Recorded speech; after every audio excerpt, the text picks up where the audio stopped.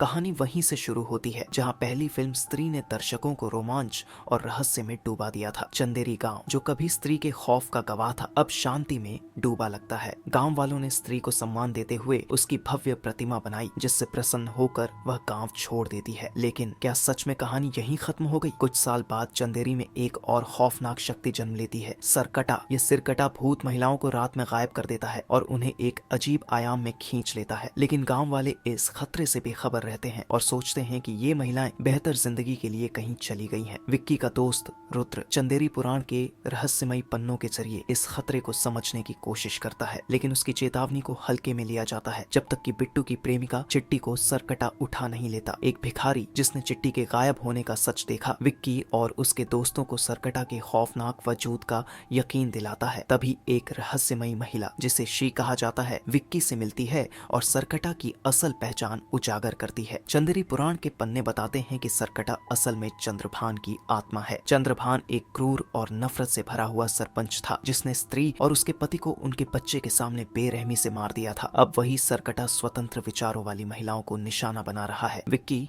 और उसके दोस्त तय करते हैं कि केवल स्त्री ही इस दानव से लड़ने में उनकी मदद कर सकती है। वे जन को चंदेरी लाते हैं, जो कभी स्त्री के कब्जे में था। उनकी योजना सरकटा के किले में जाती है, जहां जन की आत्मा फंस जाती है। वह मुश्किल से लौटकर सरकटा के आतंक की हकीकत बताता है। गांव में बढ़ते खौफ के बीच स्त्री वापस लौटती है। वह विक्की को एक जादुई खंजर देती है और उसे बताती है कि उसका शुद्ध दिल ही सरकटा को हराने की कुंजी है। सरकटा को हराने के लिए एक बड़ा जाल बिछाया जाता है, लेकिन चीजें उलझ जाती हैं और विक्की को एक अनोखा फैसला लेना पड़ता है। वह स्त्री के साथ अपनी आत्मा मिलाकर सरकटा के आयाम में प्रवेश करता है। स्त्री और विक्की की माँ, जो असली स्त्री है, मिलकर सरकटा को हमेशा के लिए खत्म कर देती है। सभी अगवा की गई महिलाएं और सरकटा के प्रभाव में आए पुरुष मुक्त हो जाते हैं। चंदेरी के लोग विक्की और उसके दोस्तों को नायक के रूप में देखते हैं। स्त्री की बेटी विक्की से विदा लेते हुए कहती है कि उनका पुनर्मिलन फिर होगा। एक हास्यपूर्ण सीन में भास्कर स्त्री की बेटी से शादी करने की इच्छा जताता है और एक अन्य सीन में सरकटा की बची हुई शक्ति पागल खाने में अपनी वंशज पर कब्जा कर लेती है, अगले भाग के संकेत छोड़ते हुए।